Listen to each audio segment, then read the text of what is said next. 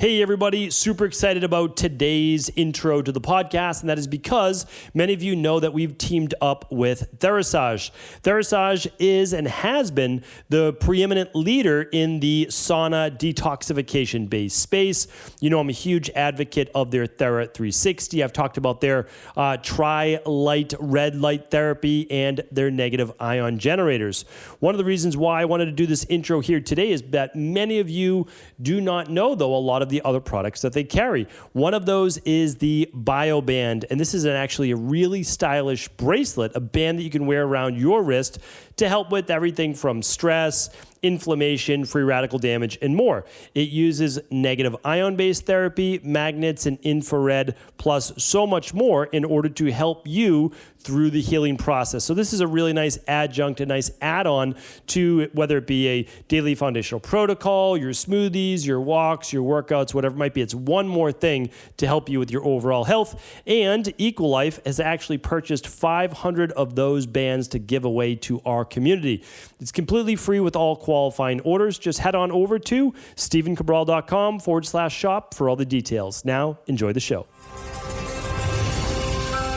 Welcome to the Cabral Concept, where board-certified naturopath and integrative health practitioner Dr. Stephen Cabral shares how he was diagnosed at the age of 17 with a life-altering illness and given no hope for recovery. It was only after studying and traveling all over the world did he discover how to combine ancient Ayurvedic healing practices with state-of-the-art naturopathic and functional medicine to fully rebalance the body and re-energize it with life. It's time to discover how to get well, lose weight, and finally feel alive again. And now, here's your host, Dr. Stephen Cabral.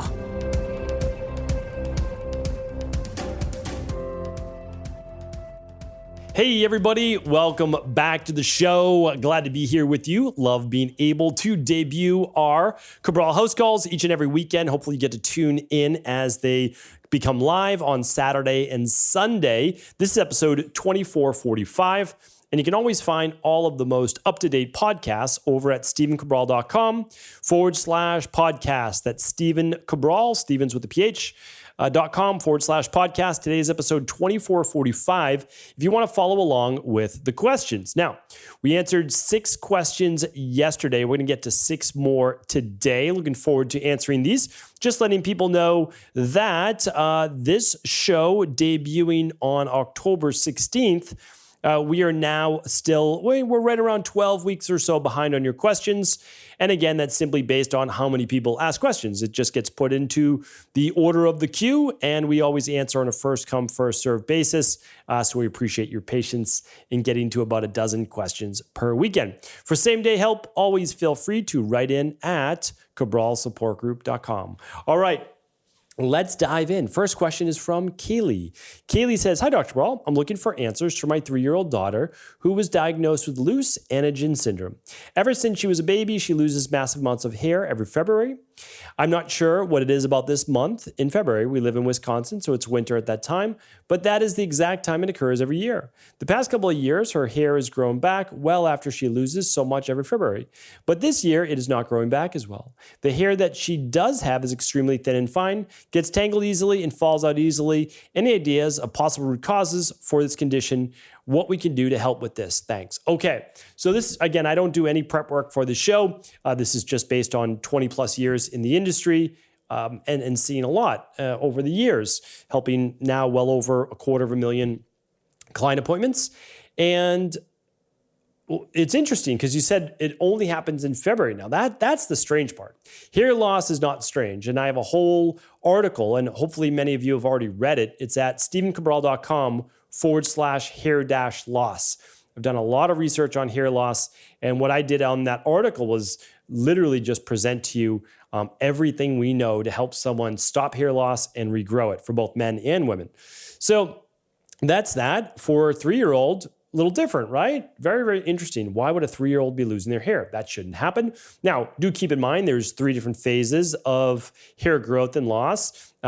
There's technically they say 4 sometimes. I've explained that before, but anagen, catagen, telogen, and anagen, it just means hair growth. And so it's strange. They call it Loose Anagen Syndrome, but regardless of what conventional medicine gives things for a name, your 3-year-old is losing lots of hair. So here's what we need to look at. Why February? Because that's the odd part, right? That's when it happens.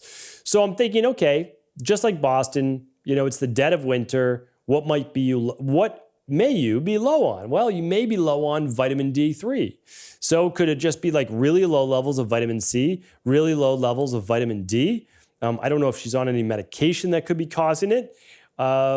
Is there, be strange for low thyroid in a 3-year-old, right? Could be low iron. Like what if your daughter's anemic? So these are all labs you can absolutely run with your PCP to look at thyroid, to look at iron. So you don't want to just run iron. You want to run TIBC. You also want to run ferritin, transferritin levels, thyroid levels, and hard to run vitamin C, but she could obviously take some vitamin C, and that would be fine. And you can get that as food-based if you want. You can get it however you want. Vitamin C gummies, like whatever you decide it works best for you. So that's where I would start, and that would be my recommendation, is looking at nutrient-based deficiencies. That's where I would start, because it's happening 1 month of the year. If it was like ongoing, okay, maybe there's exposure to certain toxicities, but I'm not going to start there. I would start with what I just mentioned. All right, and I'd like to give you my disclaimer. I'm not here to provide any medical advice, medical treatment plans, medical cures, or medical diagnosis. All right, Haley's up next. Hi, Dr. Cabral. I have 2 kids. Both of them eat very well, and both have very different levels of yellowish teeth. My daughter is very mildly yellow, but my son's is more yellow-brown. They eat very well. They've grown up vegetarian or vegan, but my son also has diagnosed with Crohn's last year. Maybe that has something to do with things. Not sure. We've always gone to a holistic dentist. He thinks that 30s are very healthy, but I don't believe they should be this discolored. I don't know what 30s means. It's probably just a typo from voice text. That happens to me all the time. If you have any ideas, would love to know. Thanks so much again for your time. All right, well, what typically discolors teeth? Fruit juice, coffee, wine, tea, probably not a lot of things that your child is consuming, right? But then there's also medications that they may be taking, certain like high doses of fluoride that can be like more mottled teeth, like white spots. What else? Medications is a big one. And then there's obviously, there is genetics in terms of like teeth color. Like it does matter. Some people have much more white teeth. Some have a little bit yellower. Some have a little bit grayer. And you can kind of see it like the whole family has a little bit more of that to varying degrees. So one more is that when the teeth start to lose some of their enamel, they can actually start to discolor a little bit more gray or a little bit more yellow. So I just wondering if there's like a breakdown on the enamel from like soft drinks or bacteria issues in the mouth. And if there's bacteria issues in the gut, which there most likely is with Crohn's, there could be the same in the mouth. So I think that's where I would start for sure. I would definitely start on rebalancing the gut and stress with Crohn's. And you can look up all my shows on Crohn's if you'd like. Or you can take my gut course at stephencabral.com/courses. And what else would I recommend? Coconut oil does a great job at whitening the teeth naturally. Charcoal, baking soda, toothpaste does a great job. You can just use straight baking soda if you wanted to. Those are some easy ones to do right now. And there are some good baking soda, natural-based toothpaste too that you might see a difference with as well. Okay. Michelle's up next. I recently came upon your podcast, and I have to say how much I enjoy learning from you.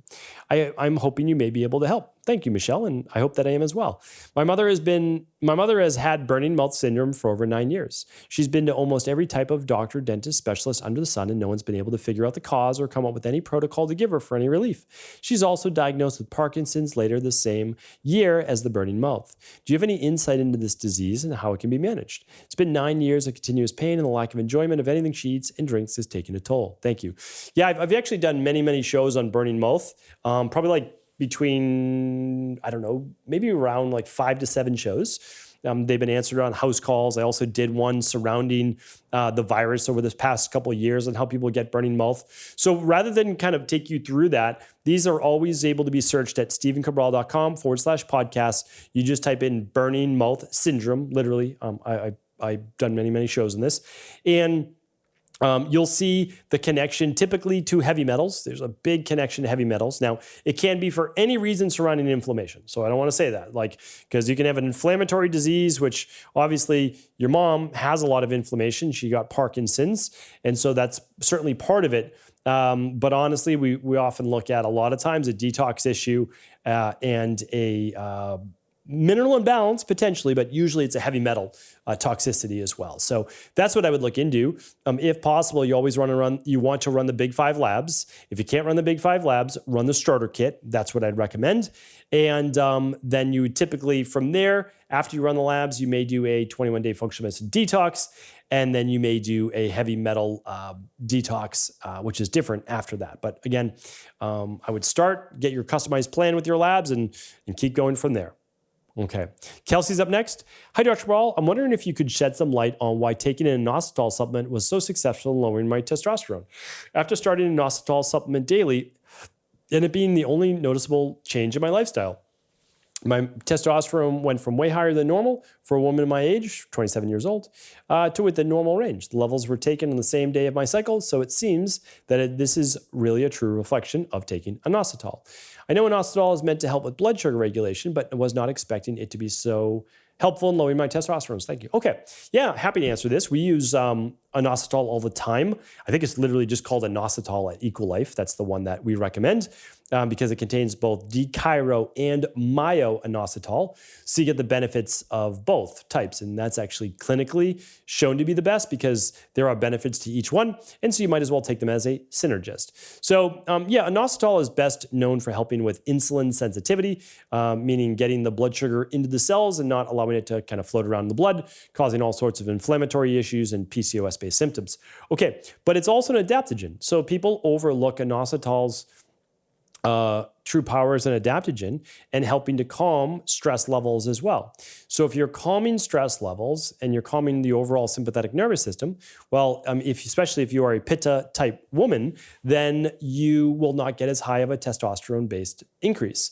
So that's one other reason. Just keep in mind that higher stress in the body in any way can elevate testosterone, and in women more predisposed to PCOS, higher levels of cortisol, and higher levels of glucose can absolutely affect testosterone.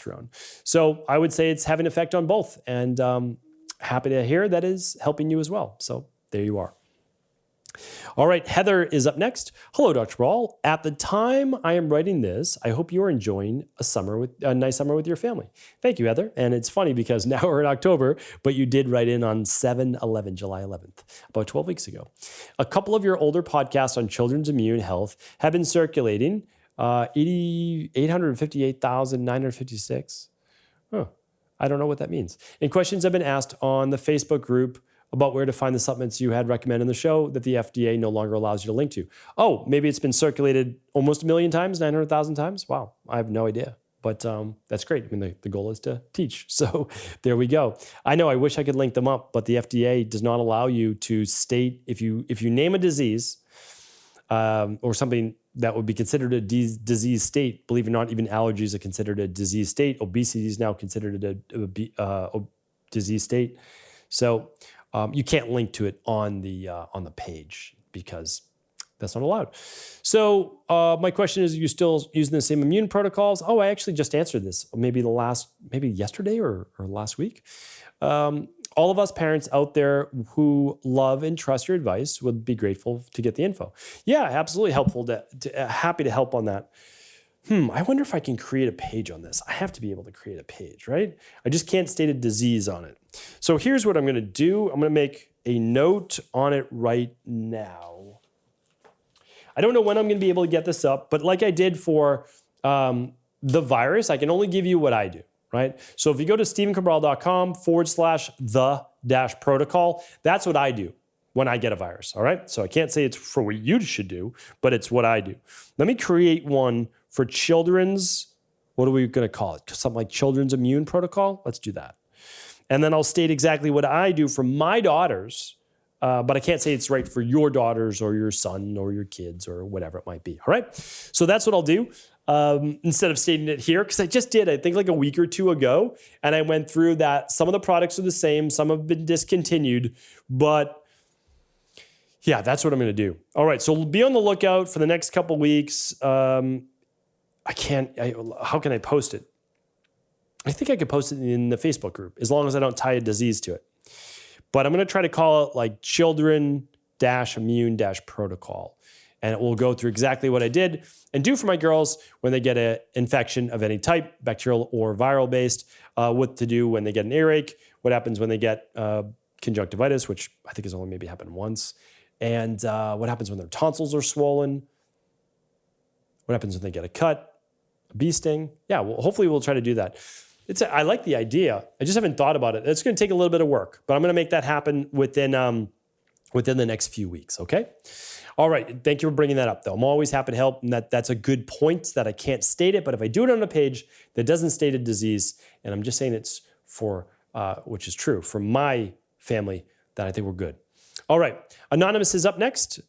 Hello, I'm asking this question for a 24-year-old, fairly healthy, muscular young man. He took Accutane for acne about 5 months now and experienced some impotence. He started erectile dysfunction. This started about 3 months ago. I've read some case reports about this medicine possibly causing the side effects, and people are saying that it is a long-term side effect and irreversible.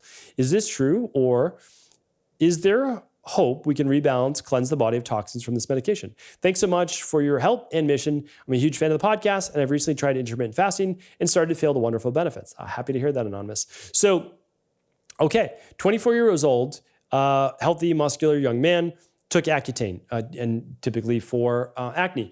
Now, I know quite a bit, obviously I'm not a pharmacologist, about Accutane simply because it's so prevalent for acne. And what I do know is that it greatly affects the liver and liver enzymes, meaning that it's harmful to the liver. So that's why you get your liver enzymes checked, every 4 to 6 weeks or so. So the interesting thing is I've never heard about the side effect of someone getting impotence or erectile dysfunction, but obviously it's a real thing. So first I would ask, is this 24-year-old on testosterone? That's important because I'd want to know their testosterone levels. So if they're on testosterone or testosterone enhancer and now they're endogenously not producing their own because they're taking in an exogenous source. Exogenous just means you're taking it in from the outside. And so the inside, endogenous, does not have to produce its own, right? So that's a reason. I've seen that many, many times in my practice. Men are on testosterone replacement therapy and they have erectile dysfunction, impotence. Now, part of it can be stress. So meaning like, is there erectile dysfunction all the time or only when they're with their partner, right? Sometimes it's stress. So we want to look at that. What I can do is I can run labs. I mean, honestly, like that's the truth. And then we can figure out what's going on. Like that's the truth. If they're no longer on Accutane, great, then let's work on now liver repair, right? We might do something like the functional medicine detox. We're going to look at inflammatory issues. We might be doing things like just the daily foundational protocol level 2, probably, right? To get those omega-3s in, work on overall healthy levels of inflammation, get the B vitamins up, all these different types of things, right? So that's what we're going to be doing. And I would run, again, so for me, I'd run the big 5. And if not, then I would run just the stress, mood, and metabolism test if you can only run one.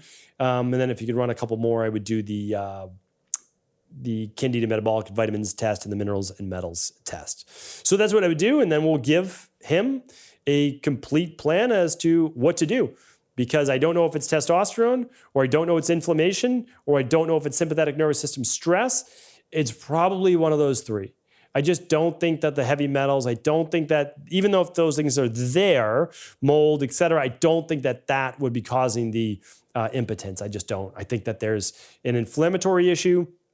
There is a low level of testosterone or there's a stress sympathetic nervous system dominance because when you're in the sympathetic nervous system, you won't get an erection. You just won't. And the reason is that you have to be in the parasympathetic. Your body has to be relaxed. If it's in a state of stress, that's just not going to happen. So hopefully that's helpful. It's a place to get started. We're always here for you. Just let us know. All right. That is our 6 for the day. Thank you everyone for writing in. Appreciate your support of the Cabral concept. It really does mean the world to me, which is why we try to produce 1 episode a day to make sure we're always teaching every single day. There's nothing more important than your health. I truly believe that. And a big part of that is your mindset. So tomorrow we'll be back with an episode on the Mindset and Motivation Monday. Don't miss it.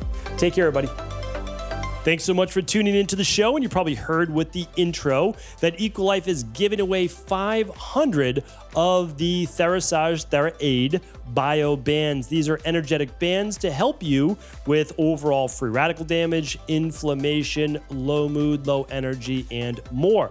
They can help with the harmful effects of EMFs and overall chemical sensitivities.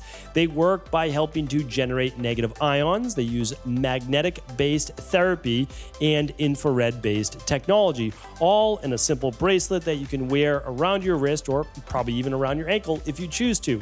You can check out all the details and how you can get one of these 500 bands that we've reserved by heading on over to StephenCabral.com/shop. That's StephenCabral.com/shop. We are giving away one with each qualifying order, and we've reserved 500 of these from Therasage. Check it out. Check out all the details at StephenCabral.com/shop.